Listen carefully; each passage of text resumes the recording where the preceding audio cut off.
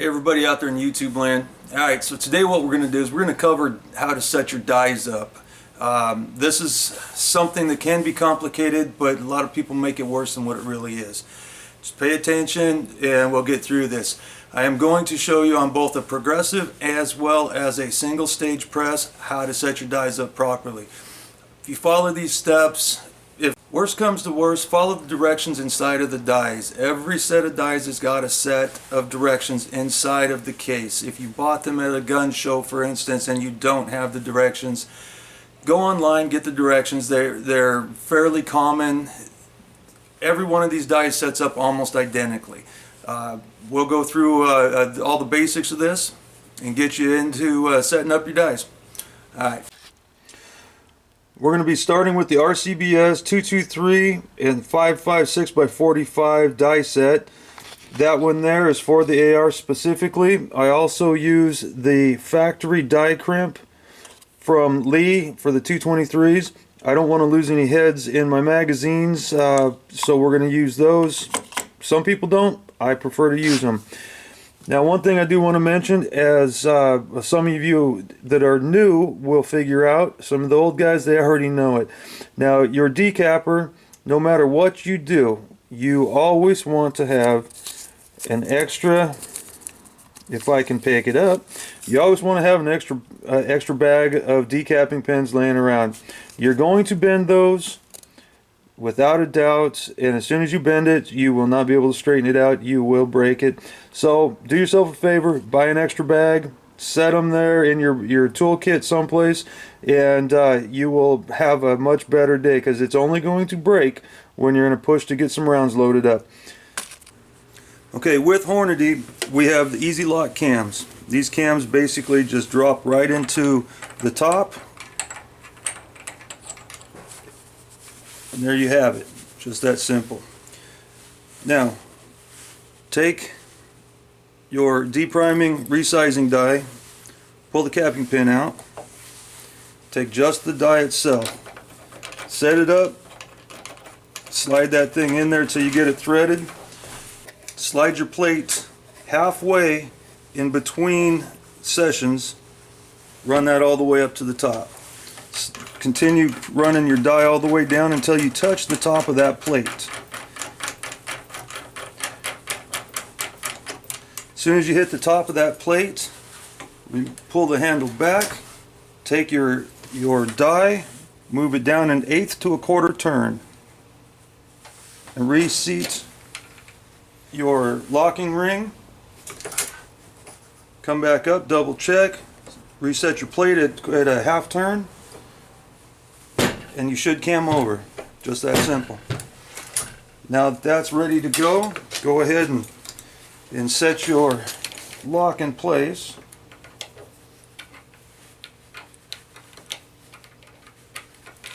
You don't have to be real extremely tight, just snug them up. Come back through with your decapping pin, set that in. And I'm going to show you this here in just a second.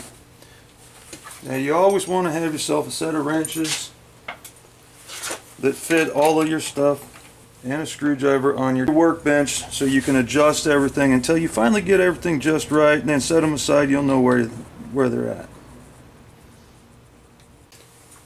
Once you've loosened up your decapping pin so that will freely spin, seat the bottom nut down, leave the top loose. Okay? Now, you want to set your pin underneath at 3/8 of an inch. Now, the easiest way to do that is to cheat. Go find something that's 3/8 of an inch thick, utilize that, slide it up inside of there, and set your capping pin to that 3/8 of an inch thick. While everything's still there, tighten down the top nut. Give it a little bit of a twist. And that one's good. When everything is done, that capping pin will stick out 3/8 of an inch underneath the bottom of your die. Now when you're setting up your powder dye, one thing that you got to realize is there is an insert hip inside of these things, okay? There is, when you get the Hornady lock and load, you get 3 different sets of dyes. These are for your powder drop. You want to make sure that you have the right one inside of this chamber before you start. I've seen some guys out there that don't realize this. It comes with the long extension already in there. The other 2 are out. Guys have gone through trying to load like their 223s, and they were crushing the necks on them. Couldn't figure out why. This is the reason. So when you finally get the right one in, you just take that, drop it in. There's a flat side and there's a funnel side. Funnel side goes down.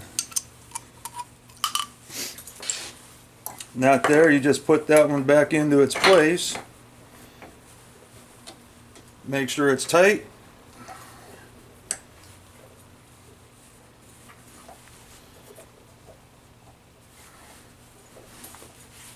So far so good.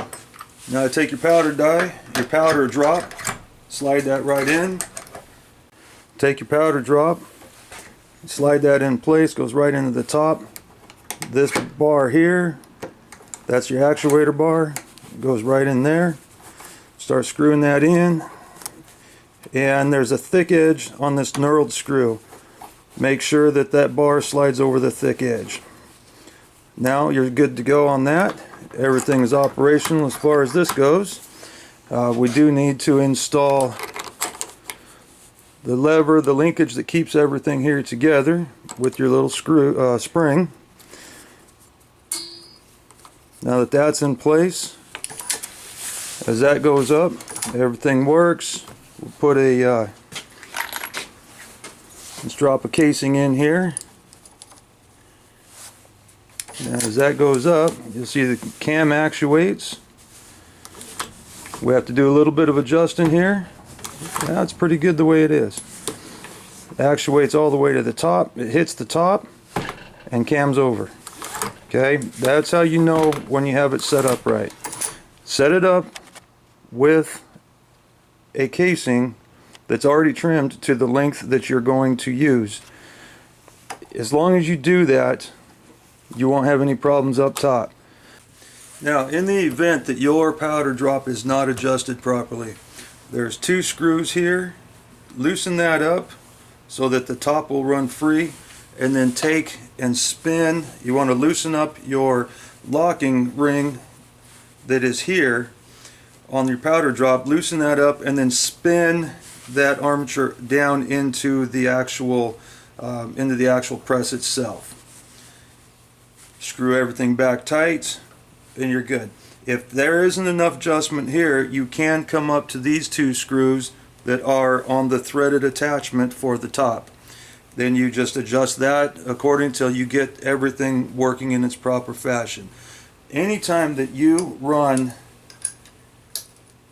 this case up, you want to see this actuation, and you want it to go all the way to the top, and you want that to cam over.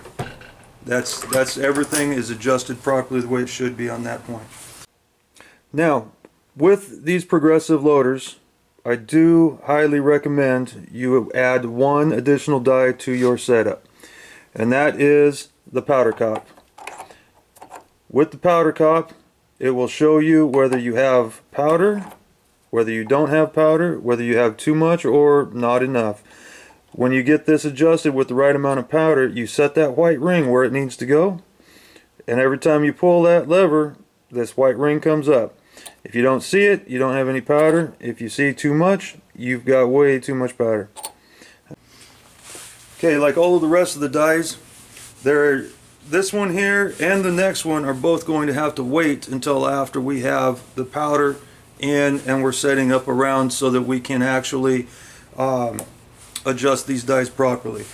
These, go ahead and just take those, run them in, run your dye flush to the bottom of the plate, and that'll work for right now until we get to that point.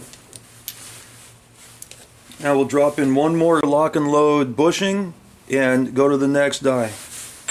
That's just a simple drop it in there, Make sure it's in there tight. Don't have to go crazy with it, just get it snug. Real quick like, take your die, drop it in here. Now I tend to cheat a little bit when I set my dies up, especially at this point in the game. There's absolutely nothing wrong with doing this in my opinion, especially if you are going to be using the same ammunition as what you got for stock. I have one of my loaded rounds. This one's already set up to the COL that I want, and that way everything that this die hits is going to be in line. So we slide that in there, back everything up, run that all the way up until it cams over, run your die down until it touches. You want it just to barely touch the brass. Make sure that your bullet seater is all the way up so it's not touching anything. So you've got your crimp is touching the brass. Take and run your bullet seater all the way down until it touches the top of the bullet, which is right there. Both those are right where they need to be. Now, as a temporary, that's fine. So these are now, this die is now temporarily adjusted. Okay, you want to run one, measure everything, make sure you're right, back everything where you need to so that you're not making any mistakes. These are taper crimp dies, so it will put a slight taper in the top. It'll put as much taper as you want. Don't go crazy or you'll have pressure problems. Now you can also go to the Lee factory crimp die, which I do use more than I set my crimp. I'll take my crimp and run it all the way up, use the Lee crimp die so I've got an even crimp on all four sides. That is basically how that one is set up. Now let's move over to the single stage and we'll get you through that one there. This one here, we're ready to rock and roll. Up next we'll be installing dies in the RCBS Rock Chucker. Again, we'll be using the Hornady lock and load sleeves. I have taken on my RCBS and installed a sleeve to accept these. So I'm not saying everybody has, but I definitely have. Makes things a lot nicer. So we'll go ahead and slide that in, give her a quick crank around, grab our dies.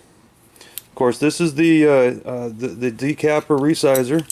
You want to pull the cap out, pull the pin out, slide this all the way, just get it started so that you know exactly what's going on. I've already installed the shell holder here, and now we'll take the lever, run it all the way up, and just slide this, just thread this in until we hit the top of the die holder, the shell holder, excuse me. And once we hit the top of that, just like that, just kind of snug it, don't have to crank it down, just snug her up, and then go ahead and lift the handle, give it a quarter turn, and then reinstall the handle back down. Before you go getting crazy, let's take the locking ring, cinch that down. Now you should cam over, which is just right there. As you push down, you'll feel it hit the end of the cam. That's called camming over. Okay, so that there is set where it needs to be. Now once again, we're going to take the decapper, the decap pin, put that in the top, lightly thread it in, go ahead and lift the handle, run the ram all the way back down, and run this down until we are at 3/8 of an inch through the bottom. Okay, this is what it should look like as you have everything situated where it's supposed to be. That pin should be exactly 3/8 of an inch sticking out through the bottom. Now that we're to this point, you grab yourself a wrench, put her on that top right there, on that top nut, put your screwdriver down inside of there so it doesn't go anywhere.